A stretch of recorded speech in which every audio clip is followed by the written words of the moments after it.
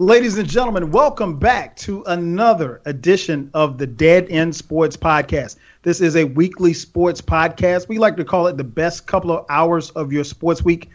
I am your host, 12 Kyle. Again, welcome and thank you for listening, downloading, and more importantly, subscribing to the Dead End Sports Podcast. If you haven't done so already, make sure that you subscribe and share with your friends. You can find us on SoundCloud. We're on YouTube. We have our own YouTube channel, youtube.com/Dead End Sports. We're on Stitcher as well as iTunes. So there's plenty of ways to stay involved and in contact with us.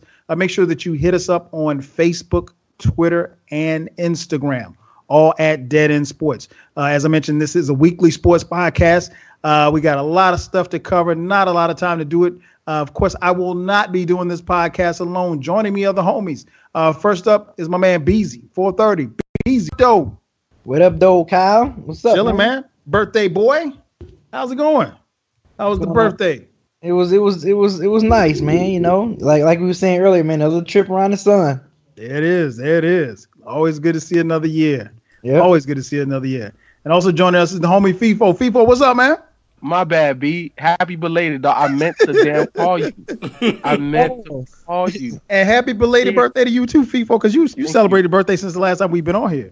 Yeah. Actually, yeah.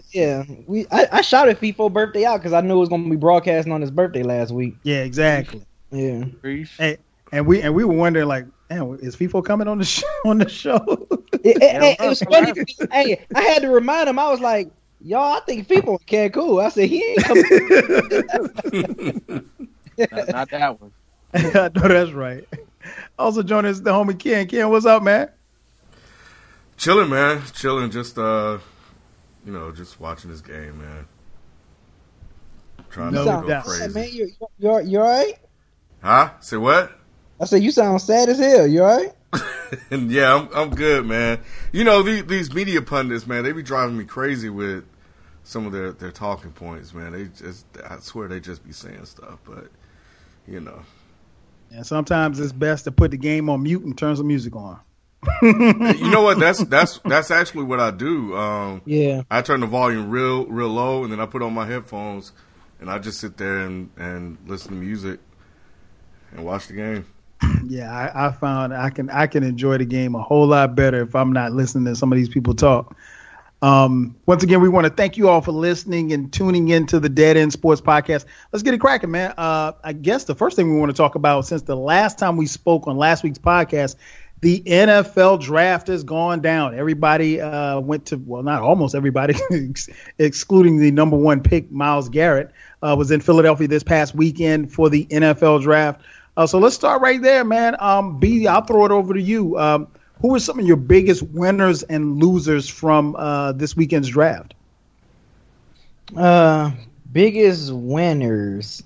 I would say I think Houston did a good job. Okay. You know, getting Desean Watson. I think they can possibly secure a QB for the for the future if he can get the system real well and get the playbook and all that stuff real well. I think he'll be all right, man. I have a good feeling about Desean Watson in that system because we already know offensively Houston got weapons. You know, they were just lacking a QB. You know, and they already know on the defense side of the ball they good. So I would say them.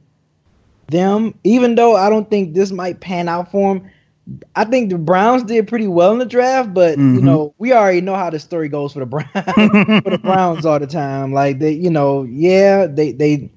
draft, they did pretty well in the draft, but is the players going to pan out, for them? So that remains to be seen. But yeah, I think that's just about it. I mean, I'm glad about my Lions that we went at defense with our first two picks, which I was so glad we got. Actually, we got two Florida Gators.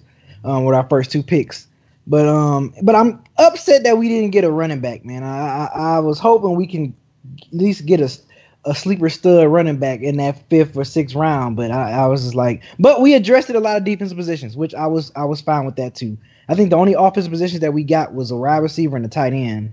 I'm trying to think who was my losers. Yo, the biggest loser, Chicago. How the hell?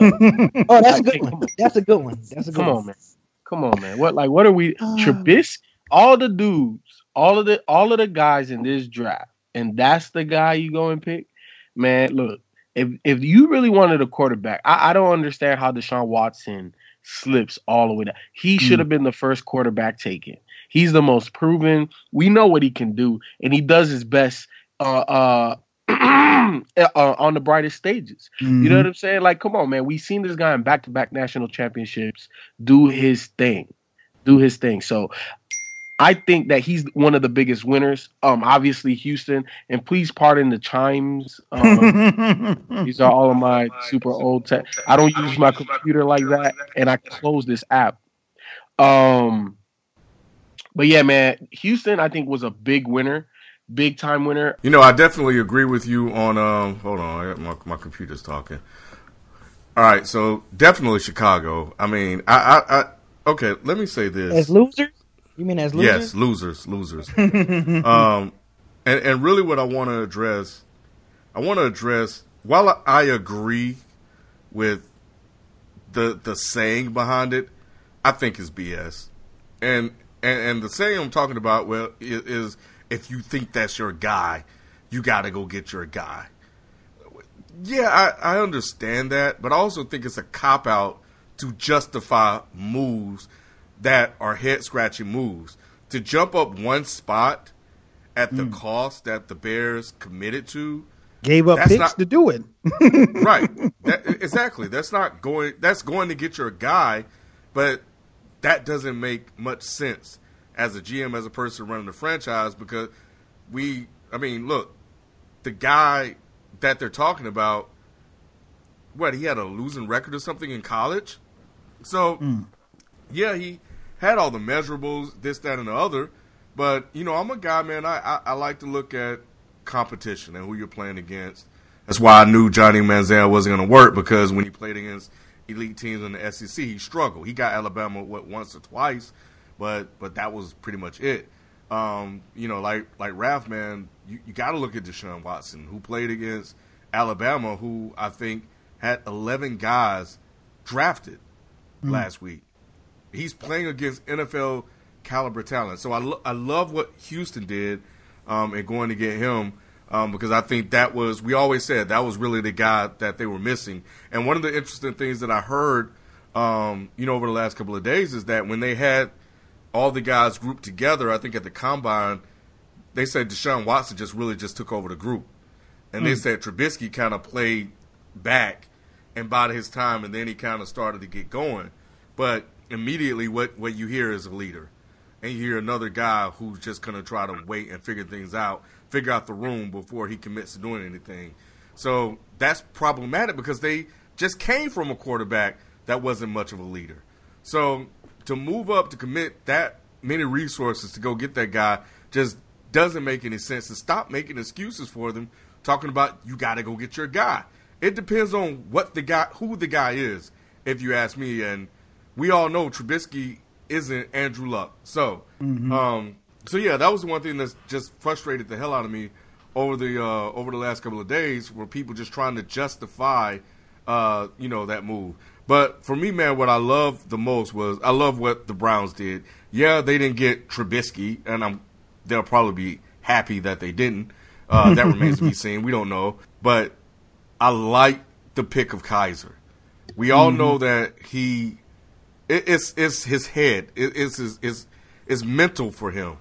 And if he can lock in, and if Hugh Jackson can work his magic, he may have a guy that can be the quarterback for that team. So you stocked up on defense. You got Myles Garrett, who's the best talent. You got Jabril Peppers. That's, you're basically drafting an athlete, so we'll see what they do with him. You got a tight end in Njoku. I don't know much about him, but everybody ranted and raving about him. And then you got a quarterback. So you didn't get Trubisky. You didn't get Desean Watson. But you got a quarterback who many people, he was a name. He was a name that the college marketed. He was a name that we saw on the marquee when Notre Dame was playing. So I like that. And another head scratcher, is the Chiefs going up to get Patrick Mahomes. I didn't understand that either, but I do get that he just may be a guy that you're just going to sit back and just wait and use him when Alex Smith time is up. So if he's just going to sit, that's fine. But yeah, for me, man, those are the guys that I like the most. I think I would tend to agree with most of what you guys have said. Actually, let me start. I also have a winner too. I forgot too. Go ahead, Bree. Tennessee Titans. Yes, I think they did a great job with their draft, getting some more weapons for what's Mariota. My man's quarterback name? Yeah, Mario. I think they got 2 receivers. Yeah, they got Corey Davis from Western Michigan. Mm-hmm. Tywan Taylor from West Kentucky. I remember him. He's pretty good. He's a speedy, good slot receiver for him. They also got a good tight end from Florida International, Janu Smith. I think I'm saying his name right. And then they also got some O-line and some linebackers. So I think Tennessee Titans, in my opinion, is definitely a winner in the draft too. But yeah, losers. People, when he said Chicago, I was like, duh. That's like the elephant. That was like the obvious losers in the draft. But go ahead, Kyle. I'm sorry. Yeah, no, you good. I think probably my first biggest winner, City of Philadelphia, man. I mean, to have a draft and have it outside, and to have 70,000 people, come out each day to watch it. I think it goes without saying that it will be back next year in Philadelphia. They have definitely given a model for it. I mean, and I know they did it in Chicago a couple of years ago, but this was probably one of the livest, because you guys know that the draft is long and it's drawn out, and you have to have things to talk about. But having the fans there, and they were loud and they were rambunctious as Philadelphia fans are. I thought Philadelphia is definitely a winner. Definitely got to give a winner call to, the Texans for taking Desean Watson. I was really surprised that Desean Watson fell to them, but I think we talked about it on previous podcasts that, Houston is a team that we think that was a quarterback away from beating the Patriots. If they got any kind of, and you go back to that AFC Championship game, I think it was either the AFC Championship game or the divisional game against the Patriots. If they get any kind of quarterback play, they win that game. The defense had them. They had Brady in check and everything. And, ultimately they could not score any points because the quarterback was just awful. So, yeah, I definitely think that they were a winner. I think, overall, I think most of the teams, did a good job as far as picking up talent. I mean, obviously you have to kind of figure out who's going to fit into what system. Definitely the Bears are losers. I mean, and I said this on Twitter. I saw Trubisky play 3 times last year. He wasn't impressive in any of the games that I saw. And I mean, I think sometimes these GMs have a tendency to overthink things and they get away from the tape. I mean, we saw Desean Watson beat Alabama for a national championship and damn near beat them the year before for a national championship. And I mean, in those 2 games, he played 2 of the best games that he's played in his life, almost throwing for 1,000 yards total in both games. And to see him do that, and then, they kind of just dismiss it, wherein Trubisky played in the ACC, he had decent numbers. He didn't have great numbers, but again, all I can go by is what I saw. And the 3 times that I saw Trubisky, and I think me seeing him 3 times is a lot more than a lot of people saw him last year because he was a relative unknown. He wasn't impressive. And I think for the Bears to have given up what they gave up to get him, they're definitely losers. Another winner is San Francisco, because San Francisco was able to get the guy that they wanted and hustle, Chicago out of the picks. And I mean, so yeah, it was definitely a win-win for them. So I think they're a team on the move up too as well. So it's going to be interesting to see how these teams play out as far as some of the players that they drafted. You know who's a big loser to me too is the Jets, because they could have took Deshaun. You know what I'm saying? Like they're another team that was a quarterback away. You know what I'm saying? Especially with that type of defense. We always know what the Jets have been. They've been the same type of team regardless of the head coach. You know what I'm saying? I just think that they've built an identity based off of that city, and that's just how they play. And all they've needed is a quarterback, and you have them sitting right there, and you don't pick them. So I think they were a big time loser. I definitely agree with the 49ers. That's who I was going to bring up. Okay. Jonathan's doing a great job in his first year as a GM, because sometimes there's certain drafts that maybe you don't believe in a guy. Good, trade out of that and stockpile. And that's the reason why the Bears are such big losers. How the hell you get outclassed by a rookie, GM? Hey, a rookie GM that just got the job. I mean, like he hadn't been there, what, 2 months maybe, if that. Man, and he has the NFC representing offensive coordinator, so he's doing a damn good job right now. Okay, so far on like the first quarter of his career, boom, got to give him an A so far. He's doing an amazing job. Yeah, man, but the Jets as a loser, man. I agree. One other loser I gotta throw out there. Hold on one second, Ken. I'll get to you. Another loser, the Buffalo Bills, man.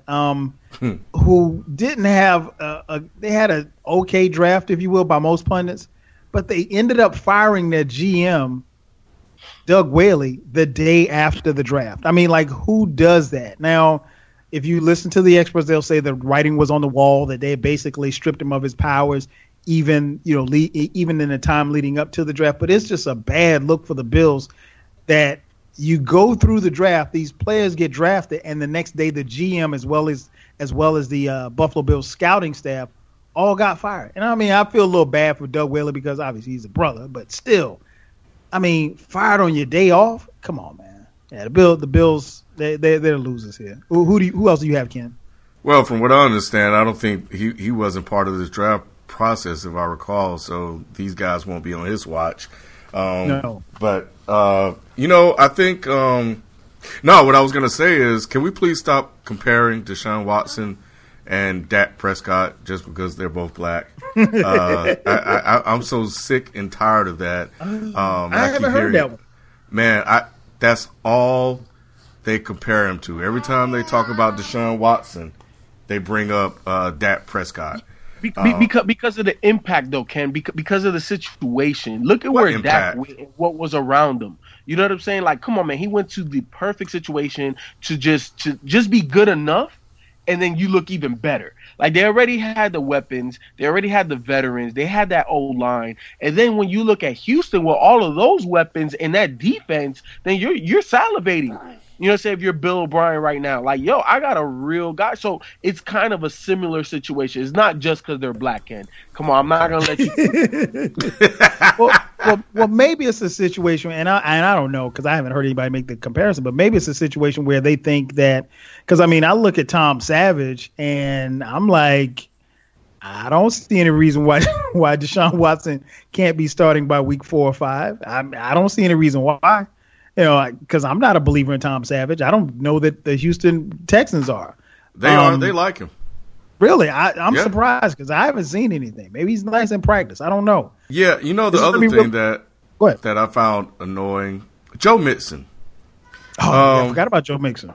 I like. And you did call it, Ken. You did. For those of you listening, Ken sent us a text. I want to say the text was it was like Thursday afternoon.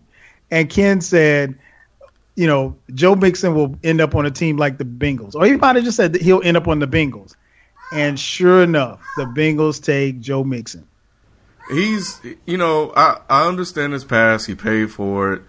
It's like that's all people have talked about. And I understand that there's this domestic abuse, right, has been elevated because of Ray Rice and, of course, because there's video with this. As well, the Greg Hardy situation. Like, I understand there's a heightened awareness around it, but it also feels like, and then it went to the Bengals. On top of that, we know the problem there. But it also feels like he's ratings for them too, because every single day it seemed like somebody was talking about Joe Mixon, where is he going to go? What is he going to do? This, that, and the other. To the point where it just became just unbearable to listen to because, the man has paid for his crime. He sat out, a year? and you're talking about who's going to take the risk. And I understand it is a risk to take this guy, but from what I understand also is he's been relatively clean. And I hope and pray that brother don't get in any more trouble. But I don't think he will. I think he got caught in a situation. His temper got the best of him, and that's that. But it's like every single day it seems like it's a story. But I just hope he stays out of trouble, man. Moving on to the NBA. NBA playoffs are in full effect. Since we last spoke on the podcast, the second round has begun. As we're at the time of this recording, Game 2 between the Boston Celtics and the Washington Wizards being played. So let's break it down, man. Let's give our predictions for the series. FIFO, how do you see Toronto and Cleveland? How many games do you think that's going to go, and who do you think is going to win? Obviously Cleveland. Cleveland will make it out the East.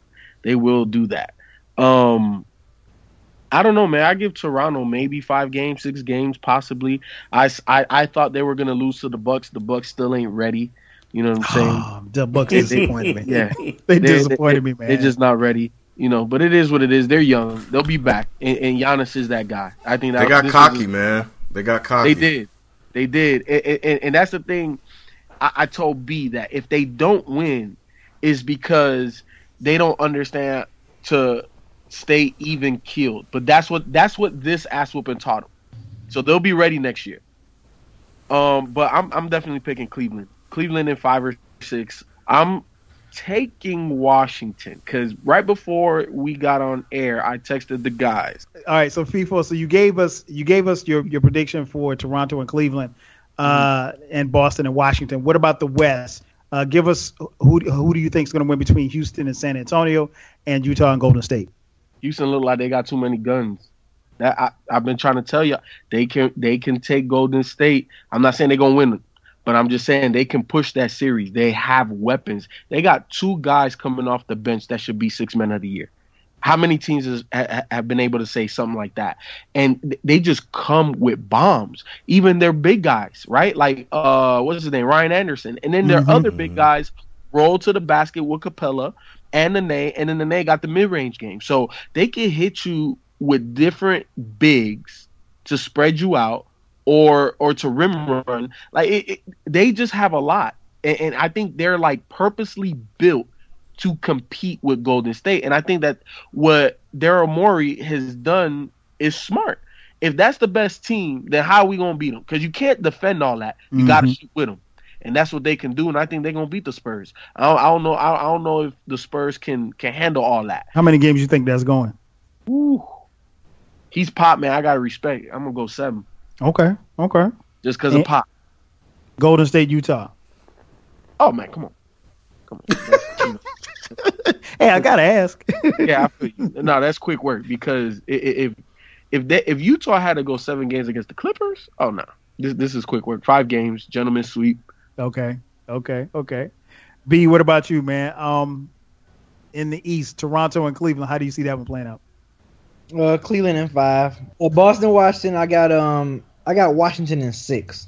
Oh, okay. A little upset here. What else? Yeah, Golden State and Utah. I might go sweep. I don't know if ISO Joe can save them one game. Might go sweep on that one too for Golden State. They got a nice little easy path to the Western Conference Finals. And then San Antonio and Houston. Jesus Christ, man! I hate to jump the gun so much after one game. Because there's only been one game. For those of you listening at the time of this recording. And the Spurs won the series 3-1. I should remind people. We saw Houston blow the doors off of San Antonio last night. Just like FIFO, I got to respect Greg Pop, but if LaMarcus Aldridge don't show, I'm gonna say Rockets in 5. If LaMarcus Aldridge keep disappearing. Damn! Yep. I'm gonna say LaMarcus Aldridge has. Have we ever seen a pop-led team get beat in 5? LaMarcus Aldridge has not been living up to the bill. You're right. He hasn't.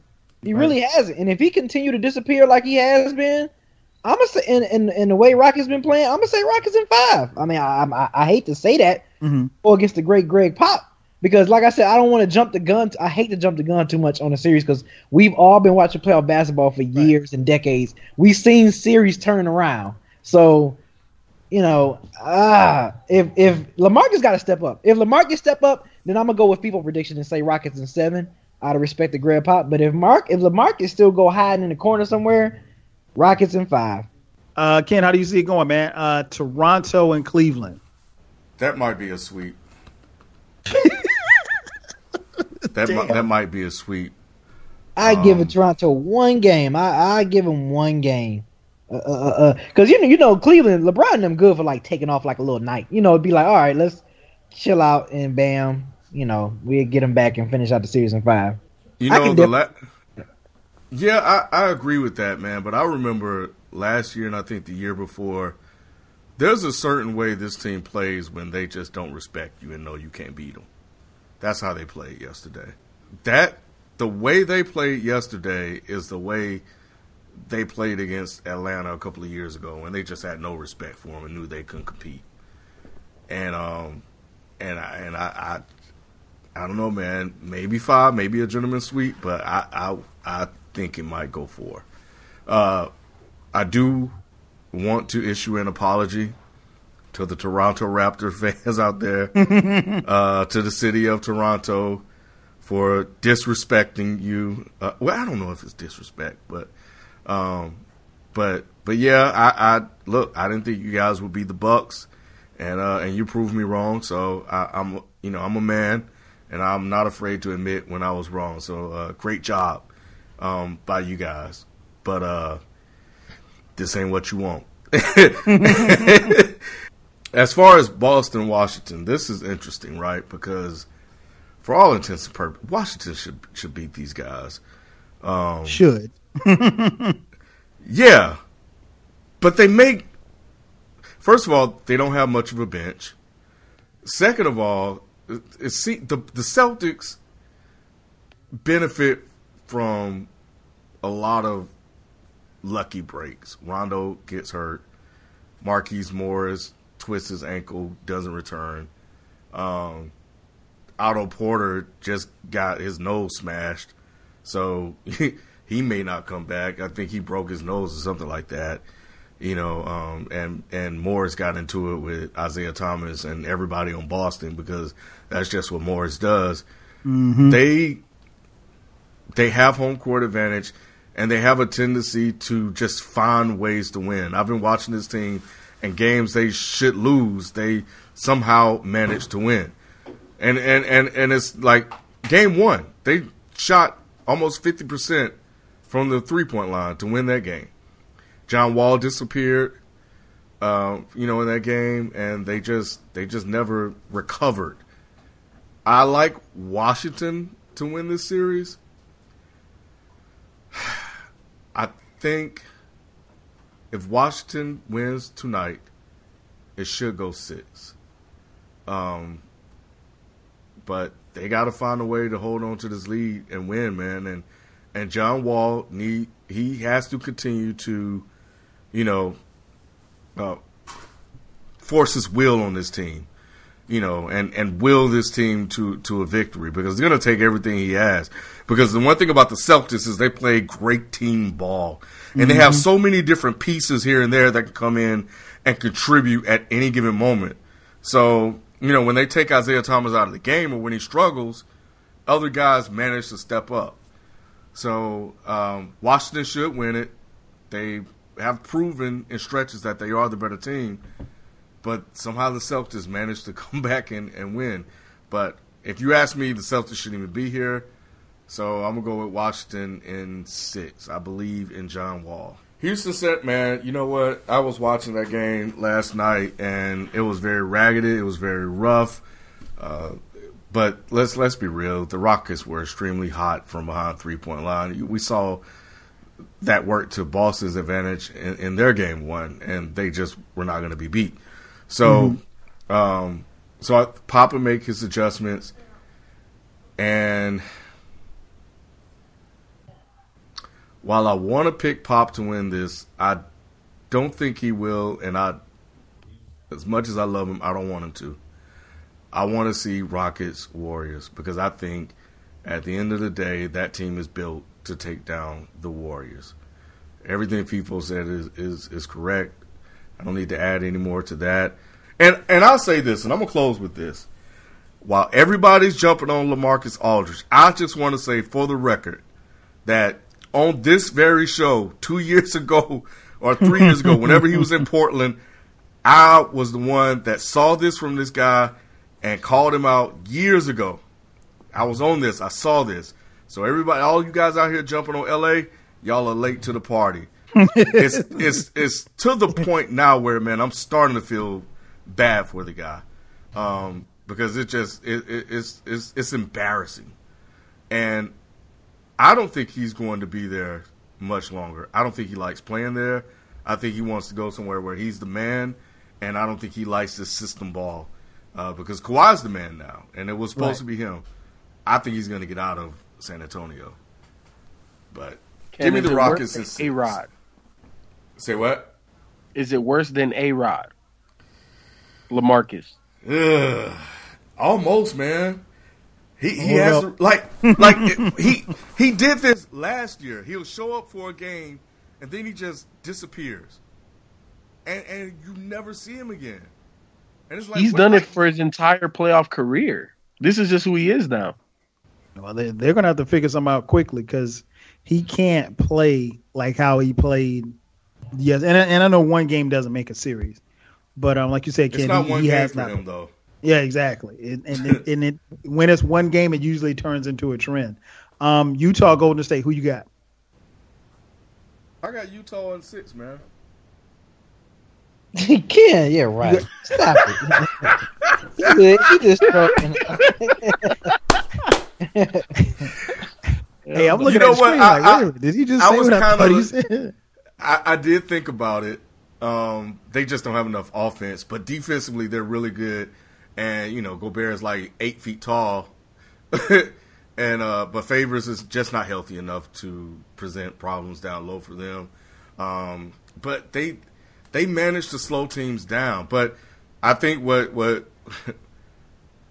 FIFO said that if it took them 7 games to beat the Clippers without Blake Griffin, then yeah, it's probably going to be 5. I think in the East I've got Cleveland in 5. I think Toronto might get 1 in Toronto. I wouldn't be surprised if it's a sweep.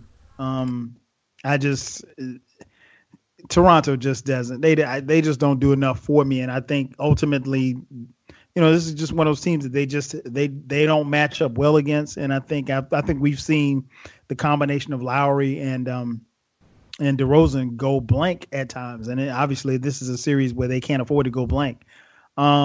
Washington versus Boston, I like Boston in 7 in this one. Both of these teams are streaky as hell. I could see Washington winning in 7, but I'd like to think that this one is going to go all the way. Only because I think you're going to get the constant from John Wall, but Bradley Beal is the guy that kind of concerns me from Washington because he has playoff games where he just doesn't show up.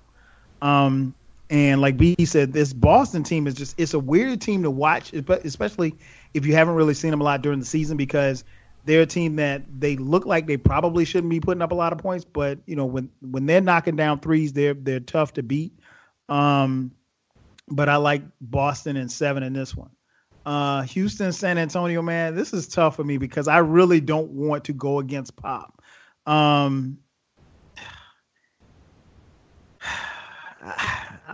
I gotta say Houston in 6, man. I don't. Now I think what we saw last night, I don't think that's any indication of what the series will be. But they played, the regular season series relatively close. The games were relatively close, so. I'm going to say Houston probably has a little bit more firepower. And like B said, if LaMarcus Aldridge plays as bad as he played last night, it won't make it to 6. But I'm thinking that Pop will have the guys ready and Houston, but Houston still will have too much and they'll win in 6. Golden State, I think, wins. I'm calling a sweep, man. I don't think Utah has enough to stick with him. I think I'd be surprised if they got one win. And there's no knock on you. I mean, it's been a great season for Utah. To make it to the second round of the Western Conference Finals, I think is an accomplishment. But nah, I'm not. I would be surprised if Toronto got a win. I'd be surprised if Utah got a win as well. So that's what we have for the NBA. Before we move into the next topic, read a couple of headlines here that happened in case you guys missed it. Congratulations to Russell Westbrook and Ciara. They had a baby girl, so congratulations. Wilson. Who did I say? You said Westbrook. Oh, snap, my bad. Damn, I'm giving him side babies. My bad. Russell Wilson and Ciara had a baby girl. I'm sorry. In boxing news, British boxer Anthony Joshua knocked out Klitschko in the 11th round to take the heavyweight title. Did any of you guys see that fight? Yep. B did. I did. Yeah, I did too. What did you think of it, B? Yeah, I thought this was Anthony Joshua's first like real test against a veteran crafty heavyweight. I mean, unfortunately, Klitschko is past his prime, but I think the experience really kind of made Joshua put the test, because it was times when Joshua knocked him on the canvas, but then Klitschko came back and hit him with a 1-2 with that right. Dropped Joshua, and Joshua was looking fatigued and everything. I'm like, I'm like the crafty veteran might get the W and give Joshua his first L, because Joshua record, leading into this fight was 18-0 with 8 knockouts. So wow. Now he got his 19th W with a knockout, and now he has the IBF and WBA heavyweight title. Deontay Wilder, who has the WBC title, I hope he fights him. And then we have a undefeated young Joshua Parker who got the WBO belt. So yeah, Joshua got 2 out of those 4 heavyweight belts, man. And he's being ranked as one of the top heavyweights, man. But I would love to see him and the Bronx Bomber Deontay Wilder go head to head in the near future, man. And I hope they both stay undefeated until they fight each other, because them boys, Deontay Wilder record is like crazy. I think his joint is like 32-0 with like 29 knockouts or something like that, man. Like, yeah, dude is a beast. He's like the size of he's like LeBron, but boxing. That's his size. He's like the size of LeBron, same height and everything, about the same weight, and he's boxed. So he got like about 2 inches on Anthony Joshua. Joshua was 6'6" and like 260. So that's a big ass boxer though. 6'6". Yeah. Anthony Joshua, he's more ripped than Deontay Wilder though. Okay. But naturally, Wilder is just he's a taller boxer. But Anthony Joshua looks like, that dude look like freaking T-8100 from Terminator, dude. He's just big, dude. And Joshua Parker, I think I give him a little bit more time. He got to get some more tests before he can really be considered. He's sitting, over there with that WBO belt. He hadn't had no real test yet. So I don't know if Anthony Joshua going to try to fight him, get his belt, and then fight Deontay Wilder for the unified entire heavyweight with all 4 belts, which would be crazy. So, but yeah, I thought it was I'm glad it was no undercards. It went straight to the fight. It was just the main event. So yeah, I thought it was a great look for heavyweight boxing, man. Heavyweight boxing has been struggling, over the last like 15 to 20 years. So I think this was great to see a huge venue for a heavyweight match. And, it kind of got people talking about the heavyweight division. Yeah. And it was on TV that everybody could see. It wasn't on, $100 for pay-per-view to see it, too. Yeah. So if I'm telling you, if him and Deontay Wilder can fight, man, that'll be huge for heavyweight boxing, man. Very huge. Because we all know middleweights and welterweights been running boxing over the past, 20 years. So, yeah. It is definitely, because, I'm pretty sure a lot of people listening, you rattle off some names that people probably never even heard of or not really familiar with, and that's because, particularly here in America, we're not really familiar with the heavyweight division because of how boxing has, kind of fallen off at that level to some degree. So it was good to see that fight. Good to see boxing, back in the news again. Also in the news, your boy Ken's boy Jay Cutler actually gave a few phone calls to the Texans looking for employment, and come to find out that the Texans did not return his phone call. So that was interesting. Madison Baumgartner from the San Francisco Giants is out for 3 months with an AC sprain. So it's going to be interesting to see how the Giants rebound without their ace on the mound. And last but not least, man, in case you missed it, Beast Mode is back. Beast Mode is back. He is in Oakland. Man, what can I say? He will be wearing number 24. He is no longer a Seattle Seahawk. So to have Marshawn Lynch in the silver and black is going to be a sight to see. We had an incident in baseball, a very, very ugly incident in baseball last night at the time of this recording. The Boston Red Sox were playing the Baltimore Orioles, and Baltimore Orioles outfielder Adam Jones, not to be confused with Adam Pac-Man Jones, as they were visiting Boston, was hit with a bunch of racial slurs. Fans called him the N-word, and somebody threw a bag of peanuts at him while he was in the outfield. Now, if you're familiar with sports and familiar with their sports history, and not just their sports history, but Boston has a long history of documented incidents with athletes and racism and things of that nature. Ken, what did you think, man, when you heard about what happened to Adam Jones? But it's Trump, man. Trump put in battery packs in people, and they think that we're back in the day, so they can just go out there and say, like, whatever. This type of stuff shouldn't and wasn't tolerated, thankfully. And I hope that they continue to police stuff like this, and hopefully it's just a one-time incident. But he says it's happened to him before, and I think it's also just a product of the game. You just have people out there that are just like this, man. And it's unfortunate that in 2017, we're still having to deal with this.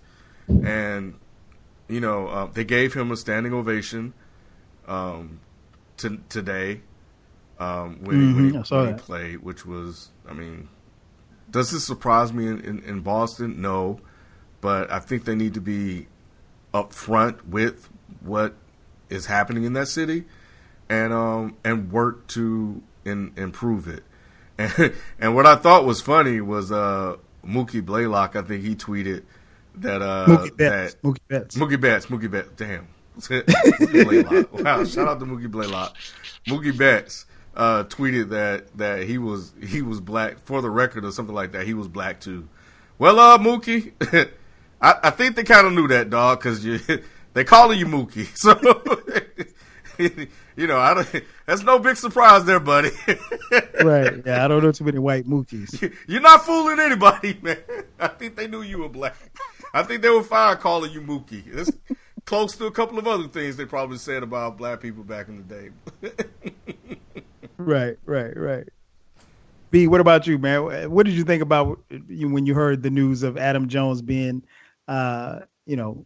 these things being said about him, like I said, being called the N-word, as well as having a bag of peanuts thrown at him? Yeah, man, I completely agree with Ken. He took the words right out of my mouth about, as far as, with Trump being in office, folks up in, and we said this when Trump got elected in the office. We was like, wow, this is gonna do. The way he was campaigning and his rallies and stuff, it's just like, if these folks acting like this now, just when he got in office, it was like they gonna feel provoked to even say whatever and do whatever, to minorities, So, and this is just a prime example of that. It's just like, when I saw it didn't surprise me. I wasn't like, oh my God, I can't believe they said that. Like, I'm pretty sure, a lot of these guys have gotten, a lot of the minorities in baseball is probably, white folks has probably said some slick stuff to him, some racist stuff to him, and they probably never said nothing. They probably just like, oh, okay, whatever. I expect that from, a racist person or from this particular city or crowd. But, for him to finally say it, I don't think it's a shocker. I think this has been going on years after years after years since we've been living, before we was living, all that stuff. So it's like, it didn't surprise me at all.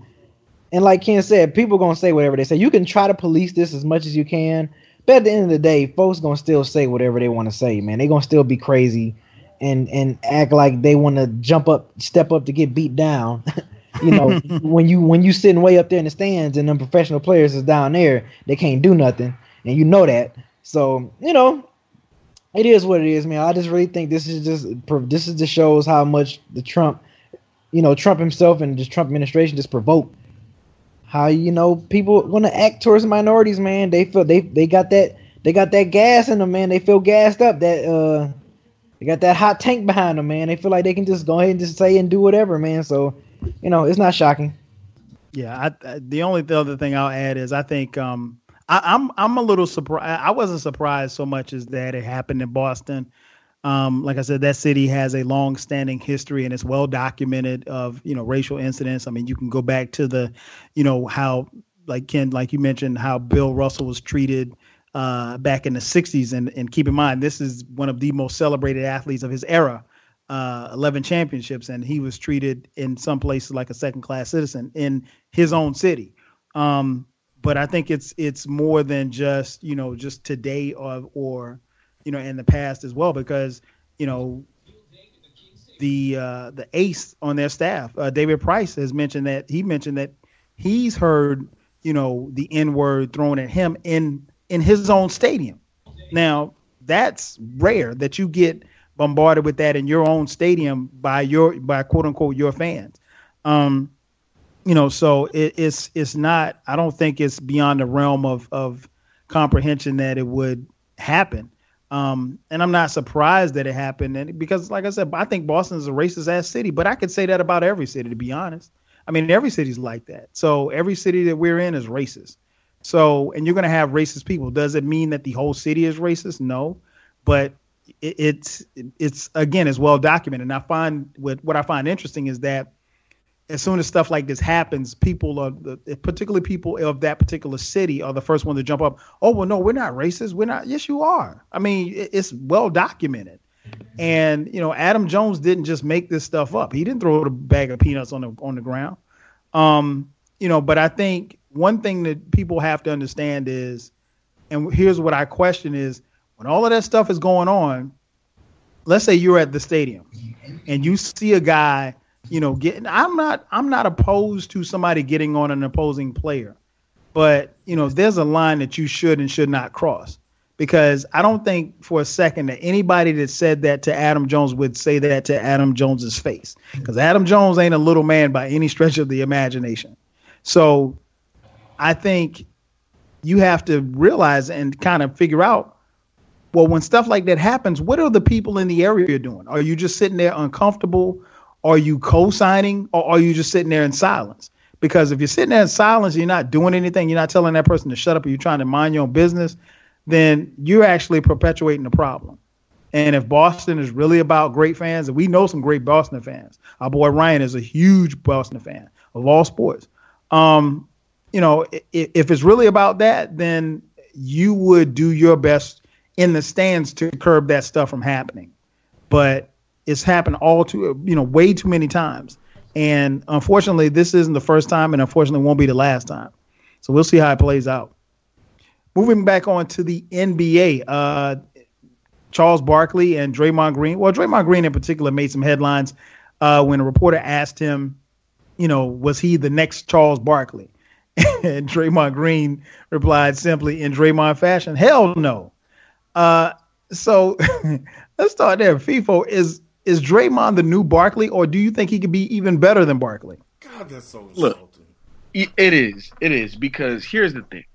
Draymond's nice, and I think he does certain things better than Barkley, but as an overall player, he's not better than Barkley. Right. It's just that simple. Come on. I was listening to Skip and Shannon on Undisputed, and Skip is talking about this man, Draymond Green, is better than Charles Barkley. Yo. Skip, I understand what he does because he has bills to pay. Like his stance on LeBron, and now this. Come on, man. What are we talking about here? We talking about the mile round, the rebound. We talking about the guy that gets 30-30s. We talking about that guy? Like, look, I think Draymond is a better dribbler. He had that skill set. Draymond got him. In terms of passing IQ, Draymond got him. Everything else, I give Draymond blocks. I'll give Draymond blocks. I don't know about that, FIFO. Everything else, that's all Charles. Big time. big time scoring, big time rebounding, everything else, man. MVP. I don't care what team Draymond's on, he'll never be the MVP. That's just not gonna happen. So I the comparison stops there, man. Charles Barkley is a legend. No, he didn't win no championship, and that's the glowing thing missing off of his resume. But look, man, come on, Charles Barkley. No, Draymond is not as good as Charles Barkley. He won't be. It is what it is. Come on, man. Come on. No, he's not the new Barkley. But I mean, I'm fine with his answer, the way he answered it. I mean, that's cool. If he say hell no, then hell, that's his prerogative. He has the right to say that. But yes, I don't even know why that comparison came about. Maybe because they both considered quote unquote undersized power forwards. But yes, no. I mean, can he be better than Charles Barkley? No. I mean, who knows? No, B. No. Still, we got to see how his career pan out. B. But I mean, can he carry a team like Barkley has carried teams? You know what I'm saying? Like, if you can you make Draymond Green that guy for your team? Like, can you start a franchise and say, you know what, I'm building a franchise around Draymond? You can do that with Barkley, but you can't do that with Draymond. I don't think you can do that with Draymond Green. So yes, I'm gonna say no. I'm gonna go ahead and definitely say no on that one. That's I can't believe Skip just Skip just say stuff just to say stuff. They for ratings. I think he don't even believe the stuff that comes out of his mouth. So yeah, man, for him to say that's ridiculous. No, he's not no Charles Barkley. What about you, Ken? Man, you already know my answer, man. Come on, man. This is like when I saw this. First of all, Draymond should be thankful that somebody tried to compare him to the great Charles Barkley, top 50 player in the NBA of all time. I know we need to update that list, but the fact of the matter is, this dude, Charles Barkley, in his heyday, was the truth. I mean, this dude put up numbers. And for those of you out there that don't know, go to Basketball Reference and type in Charles Barkley and look at the numbers this dude put up in one of the toughest basketball eras of our generation. I mean, he went toe-to-toe with, he lost in 6, but he took that team to the finals, the Phoenix Suns to the finals. I think he even won an MVP once. Yeah, he won MVP that year. That particular year. So he would have had a title. Yeah, he would have had a title if it wasn't for Jordan. How many people we can say that about, right? So a bunch. It was a lot. Like, the dude can flat out play, and he didn't have to earn his way into. He didn't have to luck into a role in the NBA like Draymond did. That year I forgot who got hurt. Somebody got hurt, and Draymond started playing. And it was like, oh, we found Draymond. Draymond can play, and I'm not trying to disrespect Draymond at all. But Charles Barkley, man, he's on another level.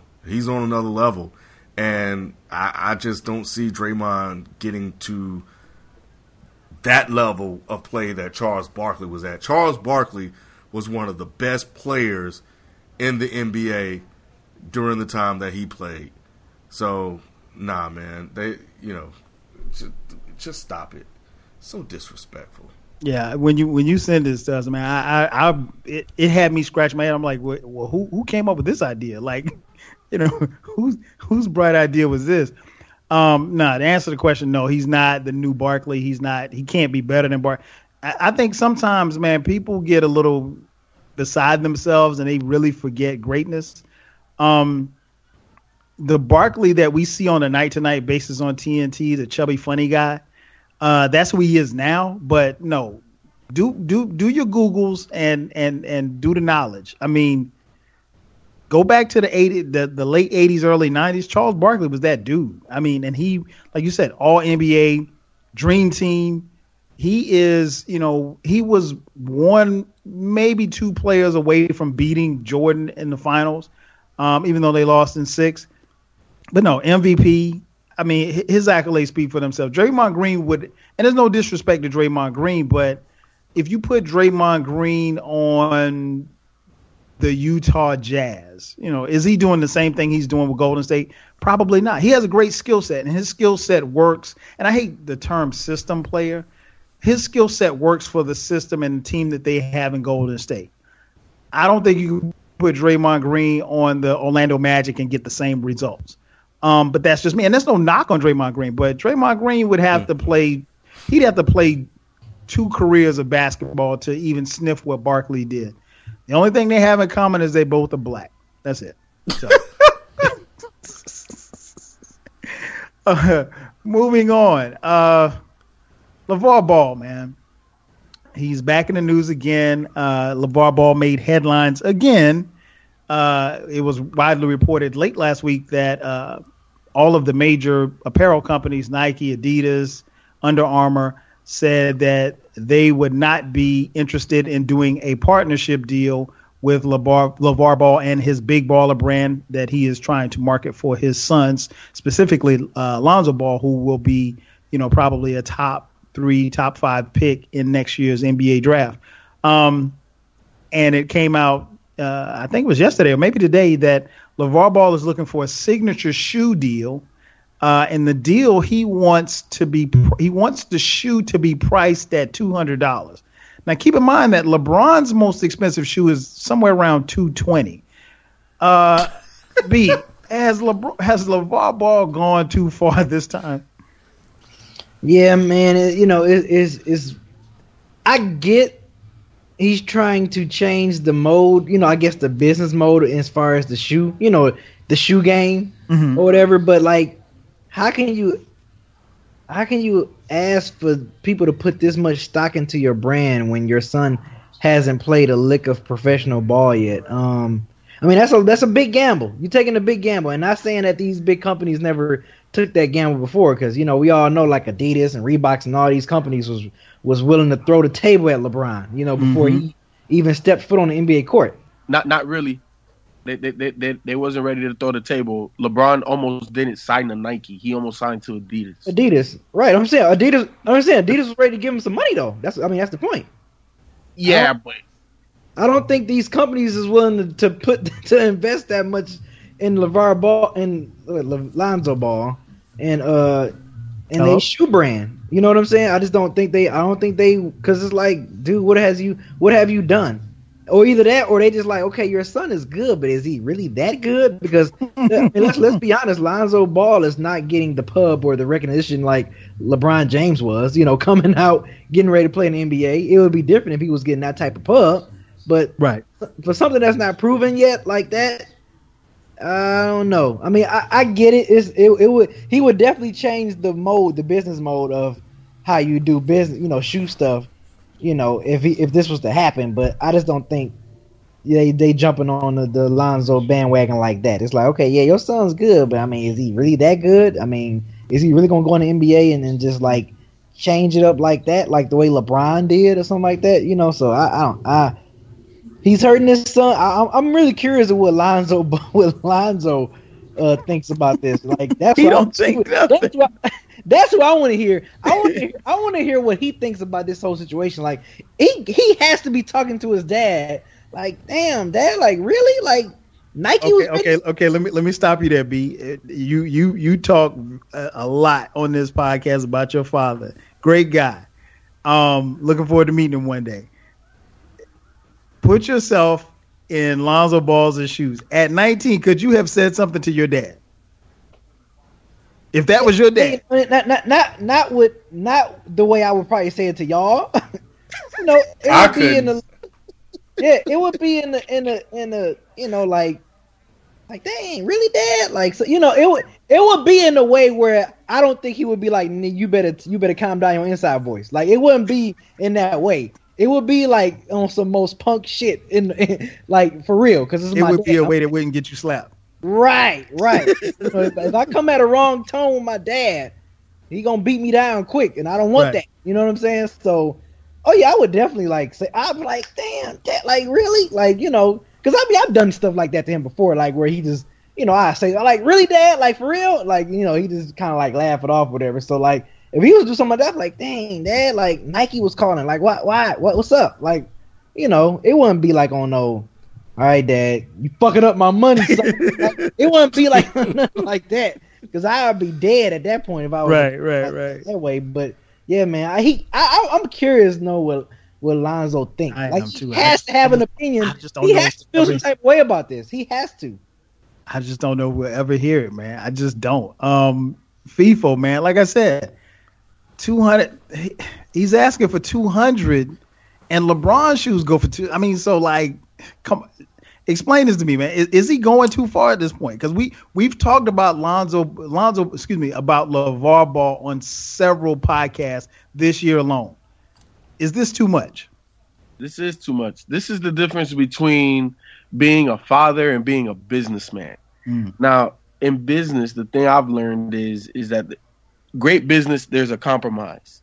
And I think in this situation, LaVar has to take into account that Lonzo has not stepped on an NBA basketball court yet. Right. Nobody in the history has ever done this. So obviously these shoe companies are not going to just drop the money. But if you're that confident in your son, then bet on your son and give your son some money.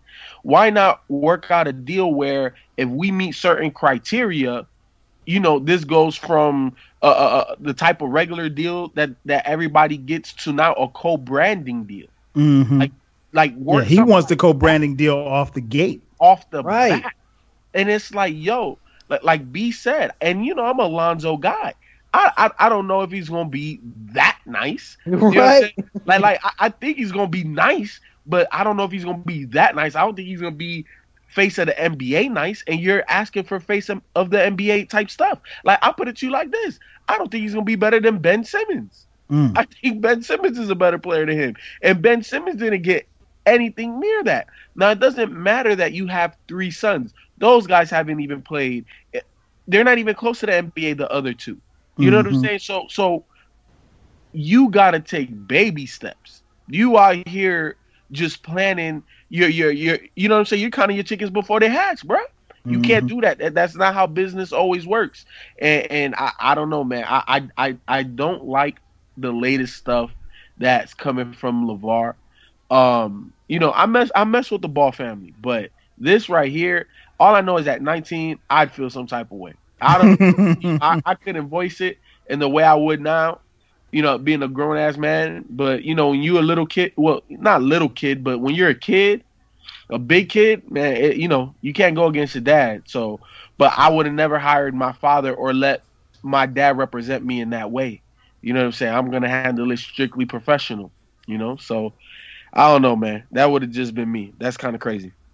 No doubt. Ken, man, he's looking for an equity partner. So he's looking to say, okay, he don't want his own. He wants more than just the common share that everybody else gets coming into the league, man. Is LaVar out of his mind at this point? Yeah, he's lost his damn mind. First of all, big baller brand, right? I did a search, and I was just trying to see who's wearing it. That's all I was looking for. I couldn't find pictures that wasn't the Ball family. Nobody's wearing it. You know, so besides them and maybe their friends. So that's number one.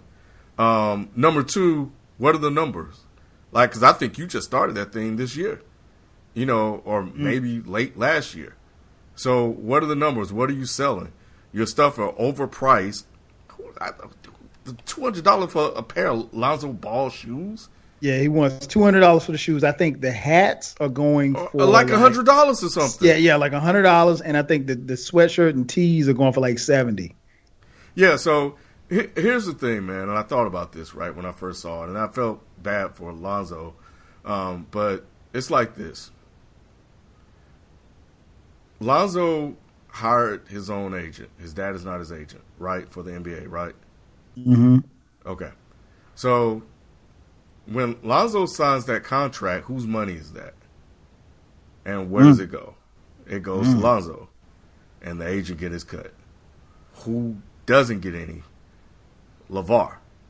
What LaVar has done is he's created this company, Big Baller Brand. That's his money. That's why he wants this deal, because that's where he's going to get his check. Now, I mean, we all know family's family. He's going to get money from Lonzo. Mm-hmm. But at the end of the day, when that contract is signed, that's Lonzo Ball's money to do with as he pleases. LaVar doesn't get a dime. So LaVar, as he has done since this whole thing started to take off, is trying to set himself up with this big baller brand, and that's why he wants this equity deal. Because, and I'm not big on the shoe game and how these deals work, right? But if they sign a contract, a shoe deal with Lonzo, they sign that deal with Lonzo, right? Not LaVar. Right. So again, LaVar's cut out of the money. The way LaVar can get money is through big baller brand. And that's how he's trying to get paid. Yeah, I think he's definitely gone too far. Ken, you did it better than me because I didn't even try to think about Googling to see who was wearing it because I didn't think anybody outside their damn family was wearing it. Yeah, for the three major companies and like you said, Under Armour was really the kind of the surprise for me because the CEO actually admitted last week that they're a little disappointed with the sales of the struggle shoes that Curry dropped a couple weeks ago. Church shoes. Really? Oh, really? Shocker. Right, yeah, that's a shocker. And so, but yeah, it's unfortunate, man. And I much like B, I would really, really want to hear what Lonzo has to say. Again, he's 19. I don't know what I would have said to my dad at 19, without, like B said, without the fear of getting the taste slapped out of my mouth. But he's rubbing people the wrong way, and his son has not dribbled the ball yet. And I think about that, and then I think about the fact that, Nike, LeBron mentioned in the video that we talked about, we looked at the other day, that Adidas wrote him a $10 million check just for him not to go visit with Nike, and said, look, this check is yours if you promise us that you will not go see Nike.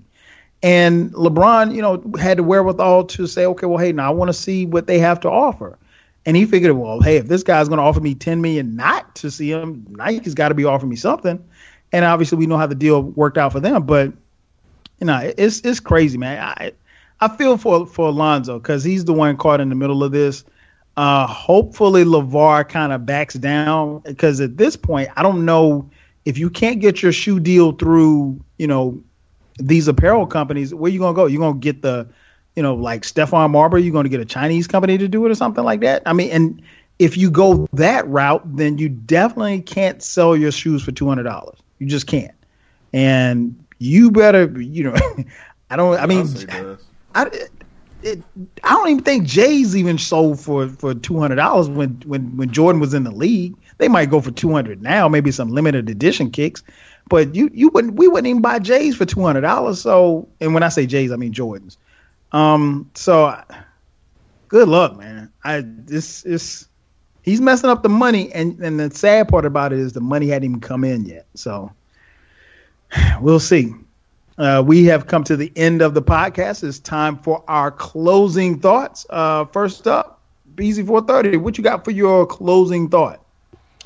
Shout out to Colin Kaepernick.